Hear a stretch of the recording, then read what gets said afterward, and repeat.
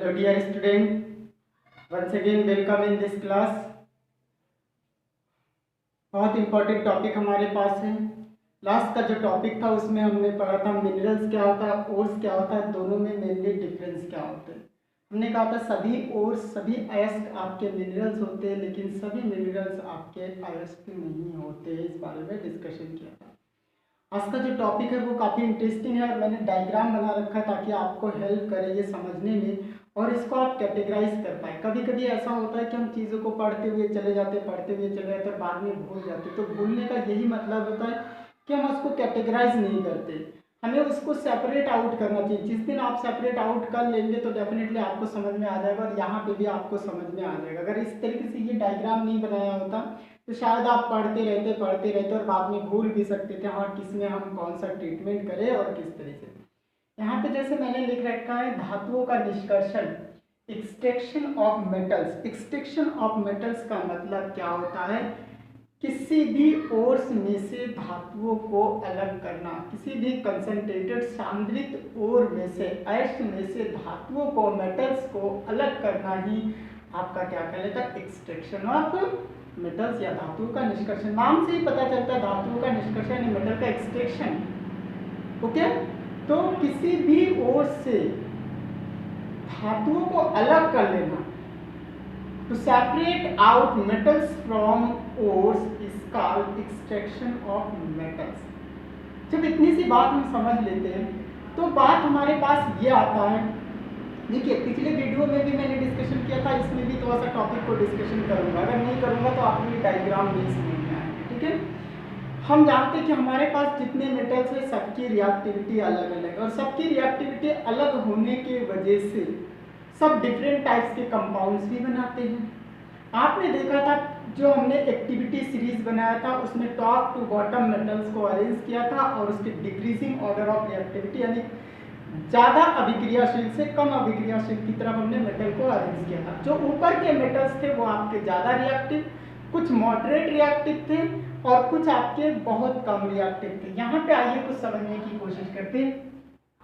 ये जो मेटल्स है ये आपके हाई रिएक्टिव है। हाई रिएक्टिव होने का मतलब ये होता है ये इस मेटल को अगर कहीं से आपको ऑक्सीजन मिल जाए, कार्बन डाइऑक्साइड या मॉइस्चर मिल जाए, तुरंत ये रिएक्शन कर लेता है। ओके, जिसकी वजह से आपने कैल्शियम और पोटेशियम और सोडियम को आपने किस में रखा था? केरोसिन में रखा था ताकि ये रिएक्शन ना कर पाए वायु के साथ में, इसलिए। ठीक है, बीच के देखिए कुछ मेटल्स हमने जिंक, आयरन, लेड और कॉपर को एक मॉडरेट बना दिया था, जबकि इलेक्ट्रोकेमिकल सीरीज में हाइड्रोजन से नीचे कॉपर है, कॉपर की रिएक्टिविटी हाइड्रोजन से भी कम है। लेकिन ये कुछ रिएक्टिव होता है। क्यों रिएक्टिव होता है? क्योंकि इसके हमें ऑक्साइड, सल्फाइड, ये सब कार्बोनेट ये देखने को हमें मिलता है और मिलेगा भी। कॉपर पायराइट से कॉपर को अलग करना ये हमारे सिलेबस में भी है जिसको हम लोग पढ़ेंगे। ठीक है, आपने सिल्वर और गोल्ड को एकदम बिल्कुल अलग लिखा, प्लेटिनम भी इसी में आ जाता है, जो बिल्कुल भी आपके रिएक्टिव नहीं होते हैं, लीस्ट रिएक्टिव होते हैं, ना कम से कम रिएक्टिव होते हैं। कम से कम रिएक्टिव क्या, रिएक्टिव होते ही नहीं ऐसा समझिए, और ये फ्री स्टेट में पाए जाते हैं और ये सब आपके कंबाइंड स्टेट में पाए जाते हैं। अब इसके ऑक्साइड पाए जाते, कार्बोनेट पाए जाते, सल्फेट पाए जाते, इसी सल्फाइड पाए जाते, इसके आपके अलग अलग पाए जाएंगे, उसके बारे में हम डिस्कशन करेंगे।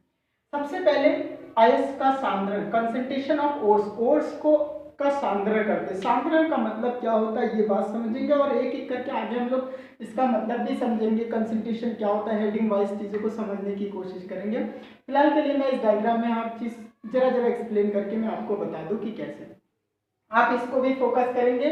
जो आपके हाईली रिएक्टिव्स होते हैं ये आपके इलेक्ट्रोलिसिस के थ्रू इसमें से इनको अलग किया जाता है। जो चीज़ मैंने यहाँ लिख रखा है बाद में डिस्कशन करेंगे, इससे कोरिलेट करेंगे। ये जो आपके होते हैं इसको आप कार्बन से आप इसको क्या करते हैं, अपचयन करते, रिडक्शन करते, इसका रिडक्शन बाय कार्बन, कार्बन से आप इसको रिडक्शन करते हैं। बात समझ पा रहे हैं? ओके, और ये आपके पता है कि ये सबसे कम रिएक्टिव होते हैं, ये आपके प्रकृति में फ्री स्टेट में पाए जाते हैं, तो इससे हमें कोई मतलब नहीं है। फ्री स्टेट में पाए जाते हैं तो क्या करना, फ्री पाए ही जा रहे हैं, हमें कुछ मेहनत करना ही नहीं है। ओके, कंसंट्रेशन ऑफ ओर्स, जब भी ओर्स को हम कहीं से फाइंड आउट करते लाते तो हम क्या करते हैं, उसको फिल्ट्रेट करते हैं, उसको वॉश करते हैं और इस तरीके से उसको बारीक पार्टिकल्स में चेंज करते हैं। यही सब होता है हमारा कंसंट्रेशन और आगे इसके बारे में बहुत अच्छे से डिस्क्राइब करेंगे, ठीक है। अब मैंने जो चीज यहाँ लिख रखा उसको डायग्राम में बन रखा। उच्च अभिक्रिया धातुएं हाईली रिएक्टिव मेटल्स, या आपके हाईली रिएक्टिव मेटल्स है, इतने मेटल्स को हम यहाँ पे फोकस कर सकते हैं। एग्जाम्पल देना चाहे तो यहाँ पे दे सकते हैं, ठीक है।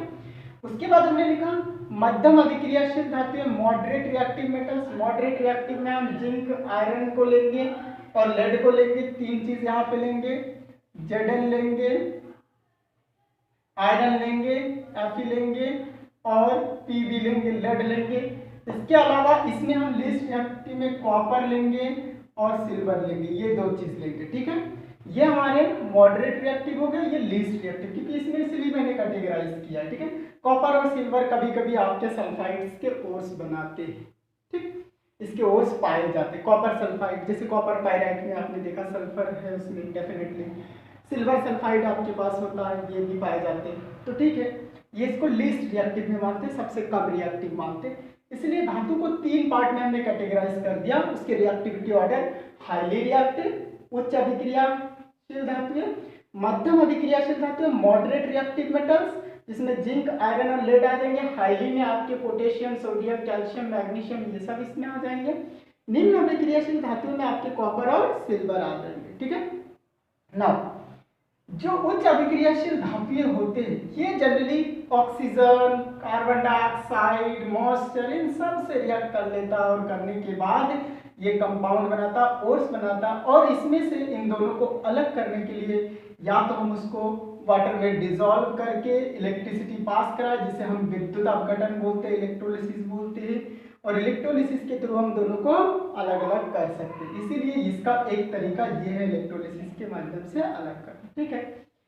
मध्यम अभिक्रियाशील धातुओं में दो चीज तरीके का आपको ओर्स मिलेंगे। इसमें एक कार्बोनेट्स और मिलेंगे, एक सल्फाइड और मिलेंगे। कार्बोनेट का मतलब जिसमें CO3 आपके पाए जाएंगे, जैसे इसमें आपके जिंक कार्बोनेट का अगर नाम लेते तो ZnCO3, FeCO3, lead carbonate PbCO3, ये सब पाए जाएंगे, ठीक है।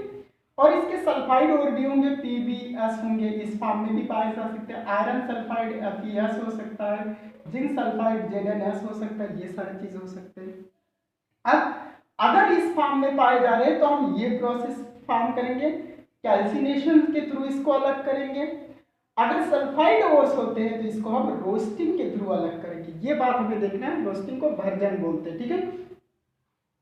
कैल्सिनेशन में क्या होता है कि इसका जो मेल्टिंग पॉइंट होता है उससे हाई टेम्परेचर दे करके हम इसमें से जो मॉइस्चर वगैरह कभी कभी पाए जाते हैं उसको अलग करते हैं, कार्बन डाइऑक्साइड को अलग करते हैं, इसको पिघलने नहीं देते, ये चीज जान लीजिए। और इसी को हम निस्तापन बोलते हैं। इसमें एब्सेंस ऑफ एयर होता है, ये चीज जान लीजिए। इसमें वर्जन में क्या होता है, इसमें रोस्टिंग, यहाँ पे भी हम सल्फाइड को क्या करते हैं, ऑक्सीजन पर्याप्त मात्रा में ऑक्सीजन सप्लाई करके हम इसको रिएक्ट करते हैं ऑक्सीजन के साथ में, पर्याप्त मात्रा में देना है। इसके लिए हम प्रगलन का मेथड लाएंगे, आगे और चीज देंगे, कौन सी दूसरे टाइप की चीज इसमें मिला करके इन चीजों को अलग करना है वो भी बताएंगे। फ्लक्स वगैरह हमारे पास होता है, उनके बारे में डिस्कशन करेंगे। जब ये दोनों प्रोसेस से अगर कार्बोनेट ओर्स है तो कैल्सिनेशन करेंगे, सल्फाइड ओर्स है तो रोस्टिंग करेंगे, ये बात ध्यान। इसलिए मैंने कहा किसी भी चीज को कैटेगराइज करें, तो यहाँ पे हम कैटेगराइज कर रहे हैं, ठीक है। इसके कार्बोनेट ओर भी हो सकते हैं और इसके सल्फाइड ओर होंगे तो ये प्रोसेस करेंगे, मेनली इस पे फोकस करेंगे, इसीलिए अलग किया गया। और अगर आपके पास कार्बोनेट ओर होते तो कैल्सिनेशन करेंगे, ये प्रोसेस। लेकिन दोनों से जो भी चीज हमें प्राप्त होगा, जो भी चीज फाइनली, वो धातुओं का ऑक्साइड, इसमें होगा धातुओं का ऑक्साइड। धातुओं के ऑक्साइड को बाद में हम रिडक्शन करेंगे, अपचयन करेंगे, धातुओं में अपचयन करेंगे, यानी ऑक्सीजन को बाहर निकाल देंगे तो धातु निकल आएगा, तो धातु, और धातु जब निकल आता है फिर भी उसको बाद में हम उससे शोधन किया जाता है, प्यूरिफाई किया जाता है, तो इसमें हम क्या करेंगे, रिफाइनिंग करेंगे, प्यूरिफिकेशन का काम करेंगे इस वाले में, तब जा करके हमें मेटल्स प्राप्त होगा। तो ये प्रोसेस हुआ कि इसको फाइंड करने के लिए अगर मॉडरेट रिएक्टिव मेटल्स है तब। बात समझ में आ रहा है? मॉडरेट रिएक्टिव के लिए ये दो कंडीशन है, इस पे फोकस करना मेनली, इसीलिए मैंने इसको डायग्राम को बनाया हुआ है, ठीक है। सल्फाइड और होगा रोस्टिंग, कार्बोनेट और होगा कैल्सिनेशन निस्तापन जिसे आपने लिखा, ठीक। जो लोवेस्ट रिएक्टिव मेटल्स होते हैं वो एक्चुअल में सल्फाइड ओर्स के फॉर्म में पाए जाते हैं। किस फॉर्म में पाए जाते हैं? सल्फाइड ओर के फॉर्म में पाए जाते हैं। और सल्फाइड ओर्स के फॉर्म में पाए जा रहे हैं तो उसके लिए हम क्या करेंगे, यहाँ पे रोस्टिंग करेंगे। जैसा यहाँ आपने किया वैसा यहाँ नहीं, भर्जन का प्रोसेस करेंगे। ये बात क्लियर हो गया इन दोनों से। यानी सल्फाइड ओर है तो रोस्टिंग करना है, कार्बोनेट ओर है तो कैल्सिनेशन करना है। दोनों प्रोसेस में हमें मॉइस्चर को अलग करना है, ये चीज़ जानना है। इस दोनों की कैटेगरी को अगर हम पढ़ लेंगे तो चीज़ें समझ में आ जाएगा क्या करना है। ओके, नेक्स्ट वीडियो में इसको बताएंगे। रोस्टिंग के बाद आता है जो मेटल में फाइंड मिलता है, मेटल को फिर हम क्या करते हैं, प्यूरिफाई करते हैं, परिष्करण करते हैं। इस तरीके से किसी अयस्क में से मेटल को अलग कर लेना, इस सब प्रोसेस से इसी को बोलते हैं एक्सट्रैक्शन ऑफ मेटल, धातुओं का निष्कर्षण। तो इतना जान लीजिए, धातुएं जो हमें मिलती है वो कंबाइंड फॉर्म में मिलती है, और उसको कंबाइंड फॉर्म में मिलता है तो हम उसको क्या करते हैं, इन सब प्रोसेस से हमें अगर पता चल जाए तो इन सब प्रोसेस से हम उसको अलग कर सकते हैं। और किसी अयस्क से सांद्रण धातु, अयस्क के सांद्रण में से धातुओं को अलग कर लेना ही आपका क्या कहलाता है, धातुओं का निष्कर्षण या एक्सट्रैक्शन ऑफ मेटल्स। ओके, तो ये इसके जो नेक्स्ट पार्ट होंगे कैसे कैसे किया जाता है उसको हम अलग वीडियो में लेके आएंगे। Okay, thank you, all the best.